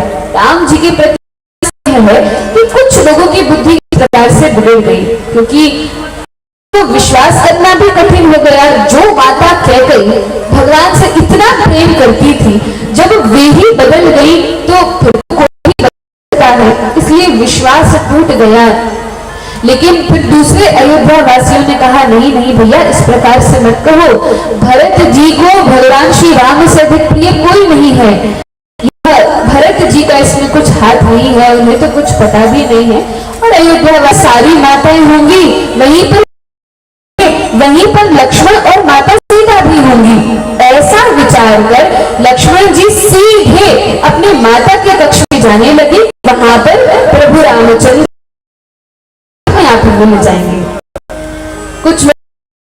लगे, देखो सीता अपनी माता के ही कक्ष में है, नहीं है, राम जी का भी ध्यान नहीं है, उन्हें कि भरत जी का क्या है।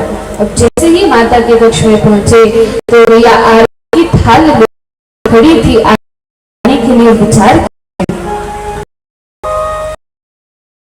दशरथ त्याग कर दिया, फिर भी माया में ऐसी फंस गई है माता, चाहती है उनकी रामचंद्र को वनवास। ने कहा एक तरफ रखो ये थाली कि ऐसे ही अच्छा कैकेयी ने पूरी बात भरत जी को समझाई। तो भरत, बाकी सब काम तो बहुत ठीक हो रहा था, मैंने सब ठीक किया था, सब एकदम सही था, लेकिन मैंने किया सो तो सब ठीक था, मैं सब ठीक कर रही थी, लेकिन विधाता ने थोड़ा सा विघ्न उत्पन्न कर दिया। यह है मनुष्य की बुद्धि, हम कुछ करें तो सब ठीक, लेकिन यदि भगवान ने किया। इस प्रकार से माता कहती है, लेकिन फिर कहती है कि कोई बात नहीं, समय के साथ। भरतलाल ने कहा, मैया सब छोड़ो, ये बताओ क्या बिगड़ गया, क्या विधाता ने खराब कर दिया। तो माता ने कहा कि तुमने प्राणों का त्याग कर दिया है, पिताजी ने प्राणों का त्याग कर दिया है, अब तो भरत जी अचेत होकर भूमि अब तो मानो प्राण निकलने वाले हैं। भरत जी ने पूछा, भैया कारण तो बताओ, किस कारण से पिताजी ने शरीर का किया। तब माता ने जब पूरी कथा सुनाई, तब भरतलाल कहते हैं, इतनी कथा के बाद भी मेरे प्राण नहीं निकले, मैं बड़ा दुष्ट हूं कि मेरे कारण मेरे प्राणों से भी प्रिय भैया रामचंद्र जी को वनवास हुआ है। भरत जी बड़े कष्ट में आ गए और तब तो अपनी माता को ही बड़े अपशब्द कहने लगे कि के लायक नहीं है, और भरत जी बहुत कोसते हैं कि यदि ऐसा ही कष्ट मुझे देना था तो जिस दिन मैंने जन्म लिया उस दिन ही गला घोट के मुझे मार क्यों नहीं दिया, क्यों आज का दिन रखा। तेरी जैसी माता थी तो कोख से जन्म लेकर ही मैं अभागा हो गया। और भरत जी अपनी माता को कोस रहे हैं।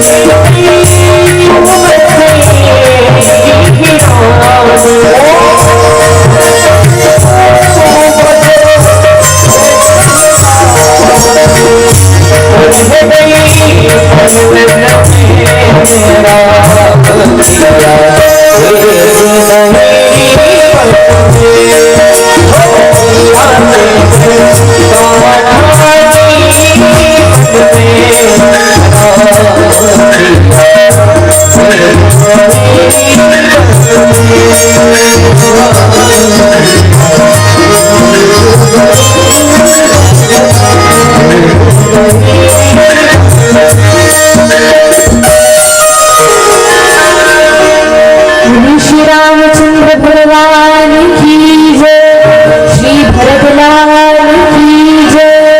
हरे कृष्णा कृष्णा कृष्णा हरे हरे, हरे राम राम राम हरे हरे।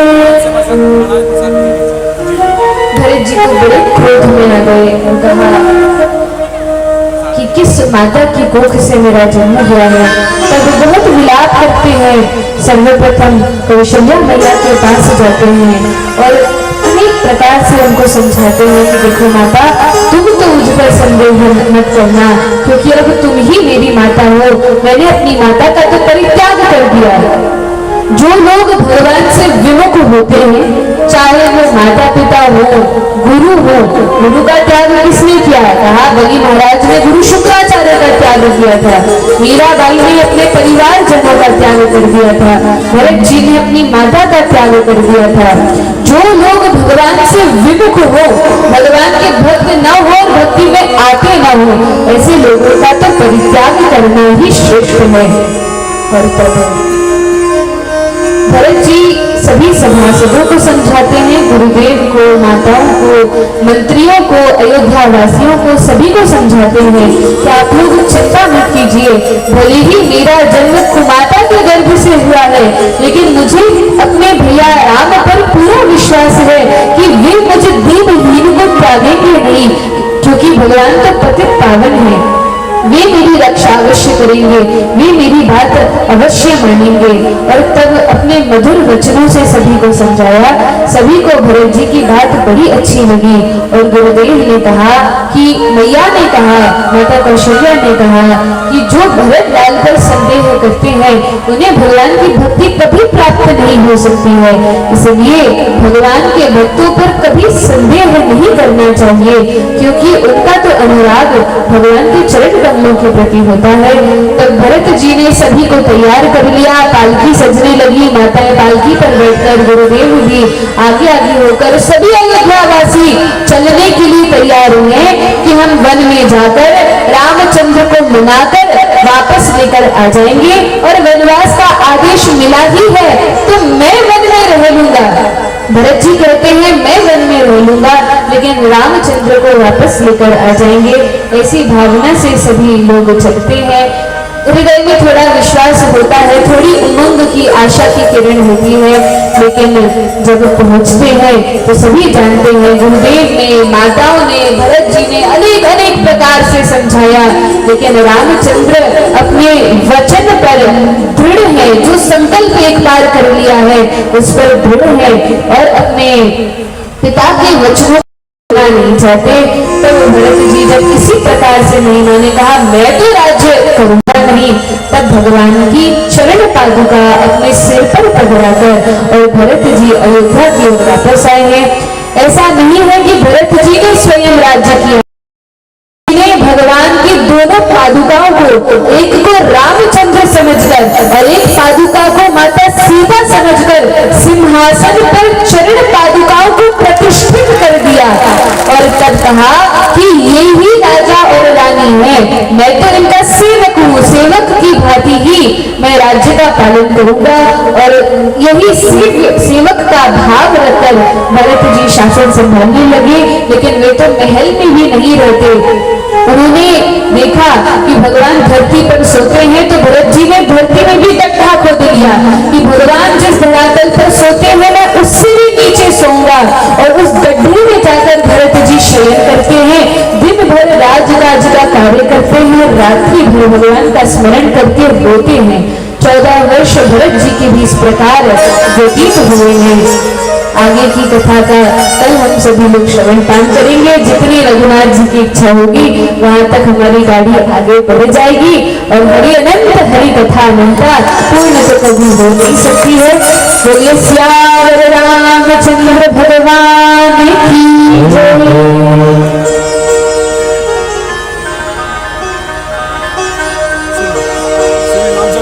भजन अच्छे से धीरे से गा, थोड़ा सा बोलना है।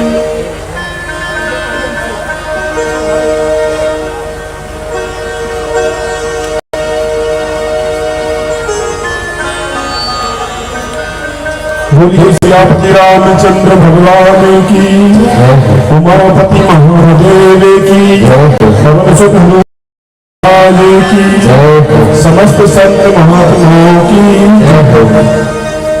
आपके द्वारा जो व्यवस्था रखी है उसके अनुसार जिन भक्तों को भी कथा से जो भी भेंट करना हो या केवल समय स्पर्श करना हो, वे प्रेम पूर्वक एक एक लाइन करके सब बैठे रहेंगे।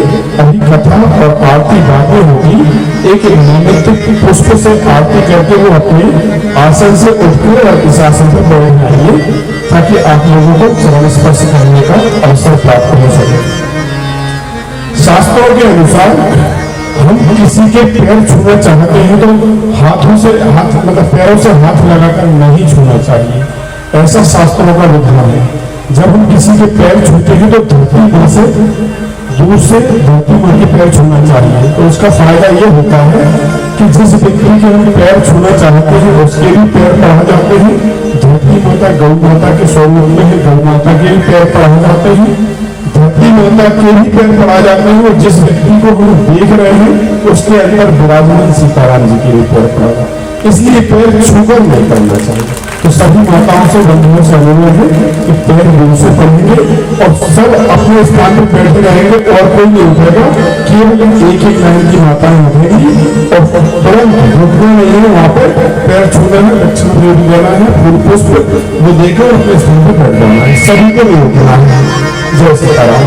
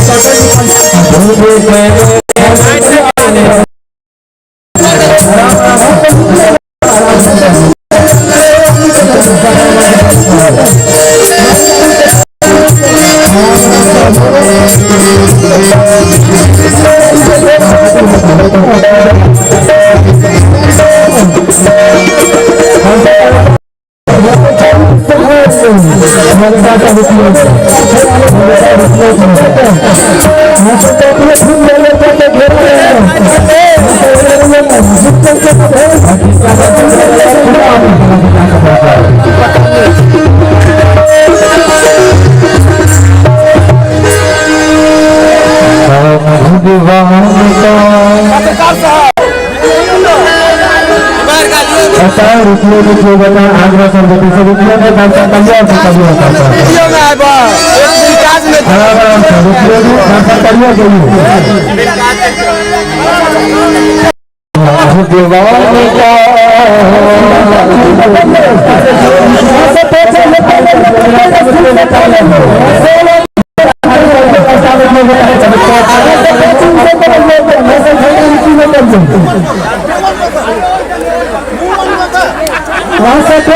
कमिटी का आगाम क्लियर कर दो आगाम क्लियर कर दो जैसे मुझे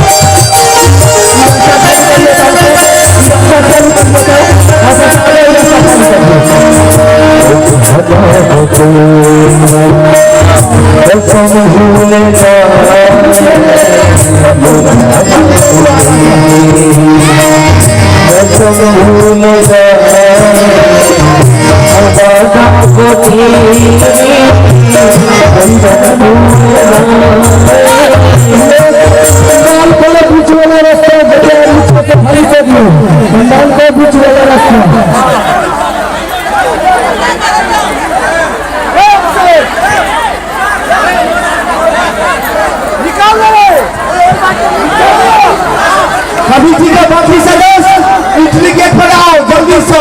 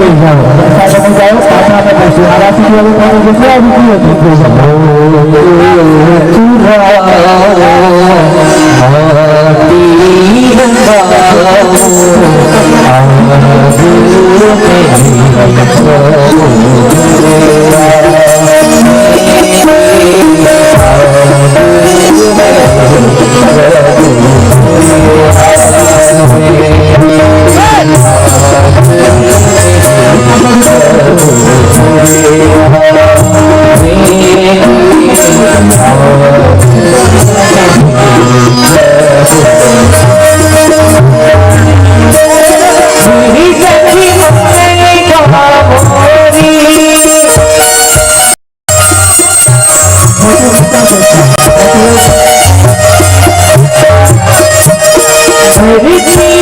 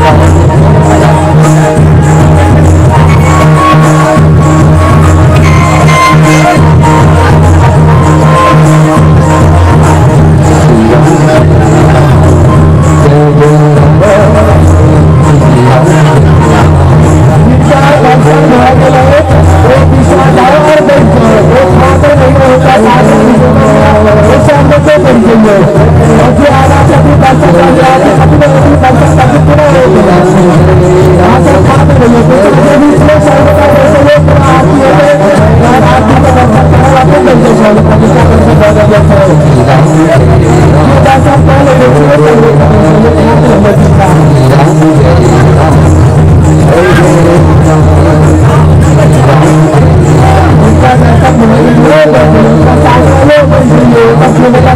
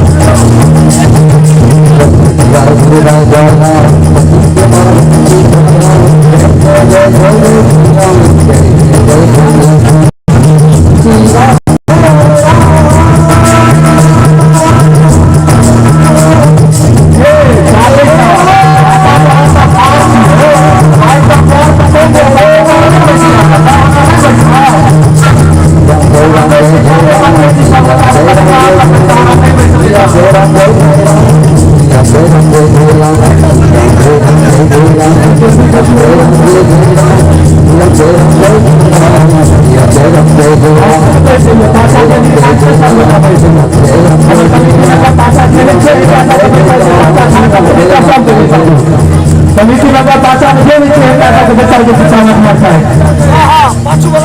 क्या तो सब बच्चे का प्यार करने के अपने को हमें देखता है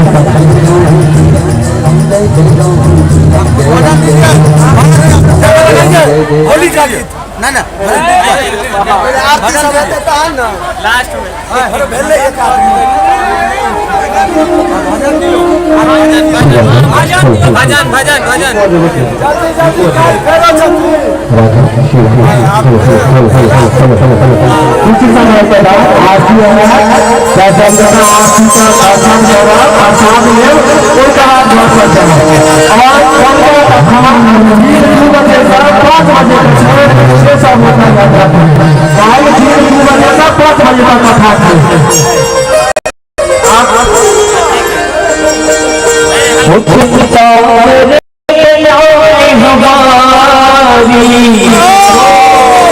इसे माया जंजाल की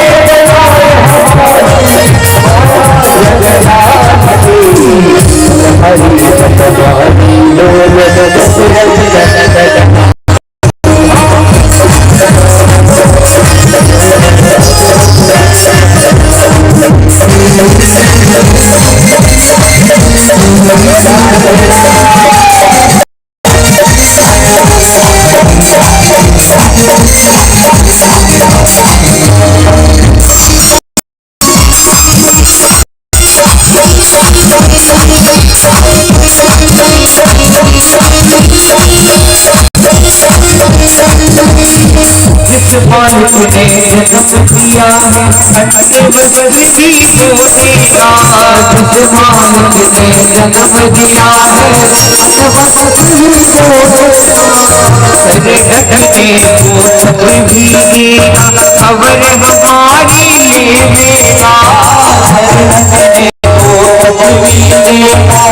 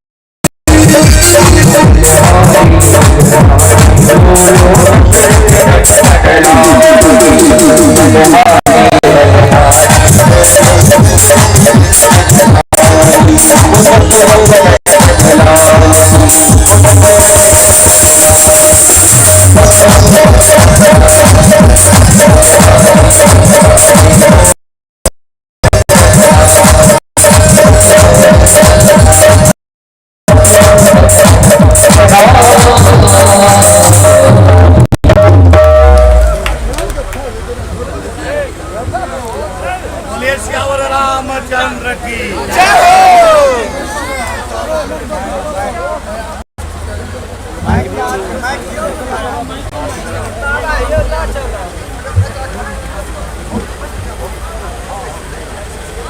बोलिए राम लला सरकार की, श्री अयोध्या धाम की, सरयू महारानी की, मिथिला धाम की। जगदम्बा जहां अवतरी सो पूर्व बनी न जाए। क्यों? रिद्धि सिद्धि संपत्ति सकल नित नूतन अधिकार। संत का आह्वान, श्रीधाम अयोध्या की परंपरा। मिथिला वासियों बहुत ही गदगद हो, बहुत ही आनंदित हो। आपके लिए शब्द नहीं है, मेरी भावना को समझिए। शब्दों से मैं नहीं व्यक्त कर पाऊंगा। सिर्फ एक चीज है, आप बोलते हो जय मिथिला, जय मैथिली।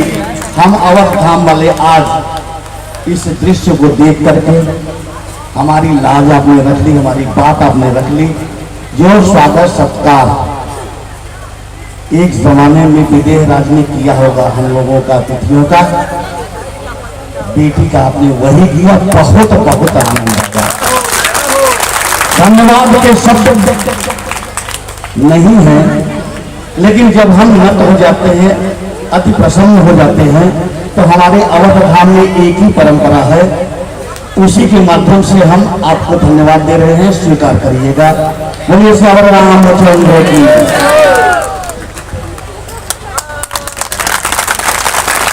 नतमस्तक। इसके अलावा कुछ नहीं है। के आह्वान पे, श्री राम के आह्वान पे आपने जो अपनी उदारता, अपना प्रेम, अपना स्नेह दिखाया, उसके लिए बारंबार आप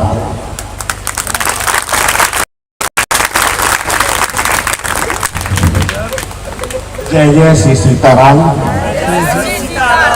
बड़ा भावुक हूँ, बोल नहीं पा रहा हूँ, क्षमा करिएगा, लेकिन आपने आनंद कर दिया। खूब खूब आशीर्वाद लगा का बड़ी बड़ी कृपा बन गए। जब भी आप मैया बुलाते हैं, निश्चित रूप से अवधान से हम वादा करते हैं, जब आपके बीच में इच्छा हो, चाहे जब बुला सकती हैं। चाहे एक बहाना होगा, कथा तो एक अलग विषय होगा। जब भी आपको श्री काठिया धाम अपना मंदिर है, वासुदेव घाट पे स्थित है। जब भी किसी को श्री धाम अयोध्या आना हो, भरत महल के पीठाधीश्वर महाराज जी इस समय जनकपुर में हैं, उनकी रात्रि 11 साढ़े 11 तक आज भी आपके बीच वो रहेंगे।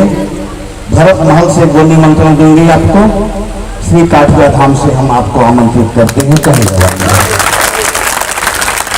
दूसरी बड़ी बात, प्रयागराज की धरती से चल के आए हैं अभयानंद जी महाराज। इनके पिताजी का बहुत बड़ा आश्रम है, मंदिर है, और प्रयागराज में माघ मेला 1 महीने का लगता है। कुंभ को बड़े मेले होते हैं। आप में से कभी भी किसी को भी प्रयागराज में 1 महीने निवास करना हो माघ मेला में, आप सभी सादर आमंत्रित हैं।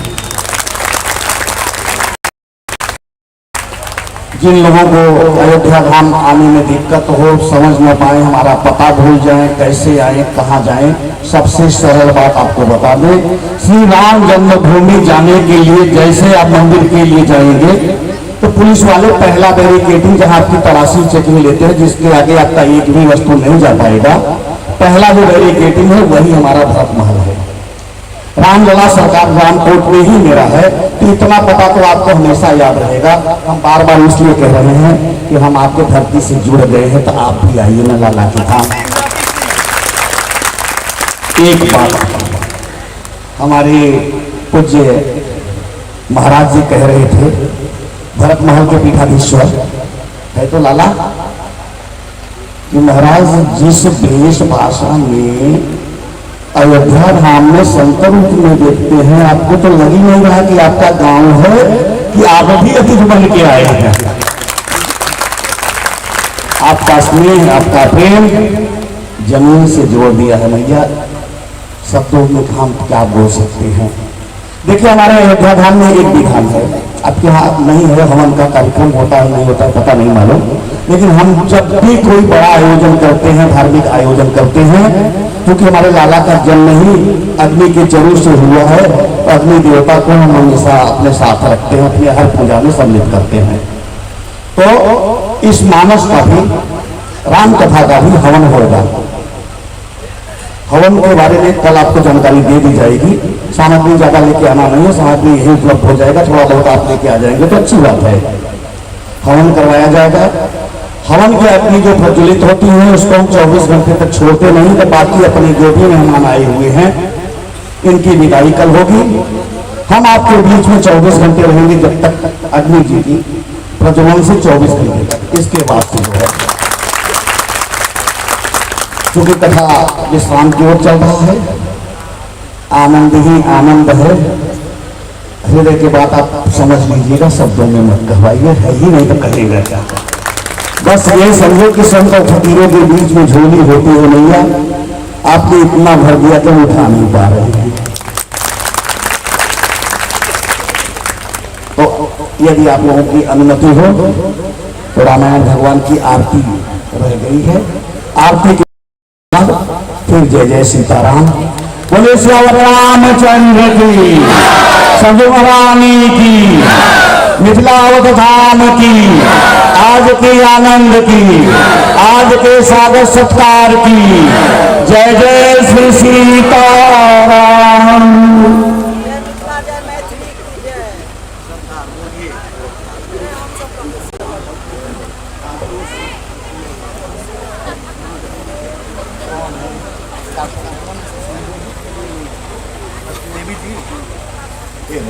चलिए भैया, आपकी भी भावनाओं का स्वागत है बेटा। कुछ हमारे पास तो शब्द नहीं है धन्यवाद के, अगर हो आपके पास बोलो।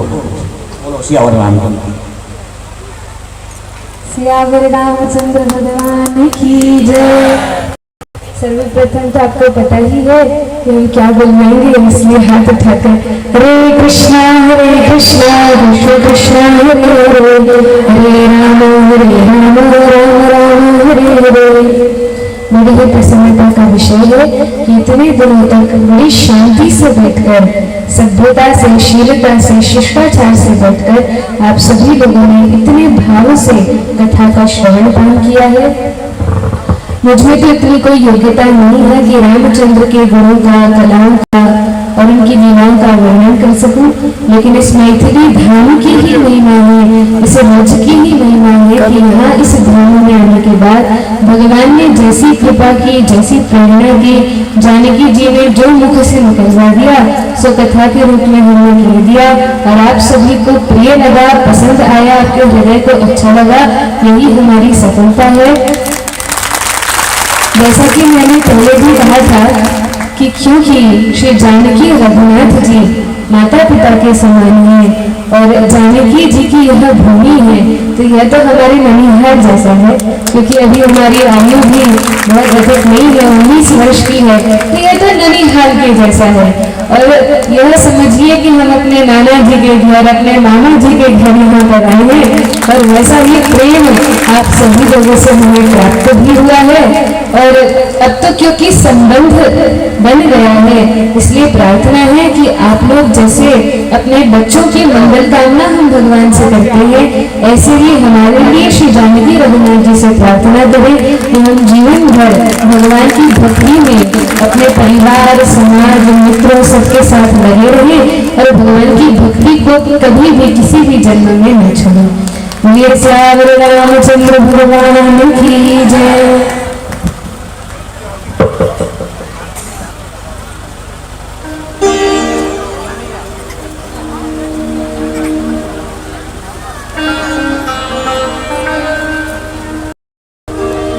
वहीं आगामी की दूसरे स्थान में आप परम श्री मिलकर श्री रामचंद्र आरती करेंगे। सीताराम सरकार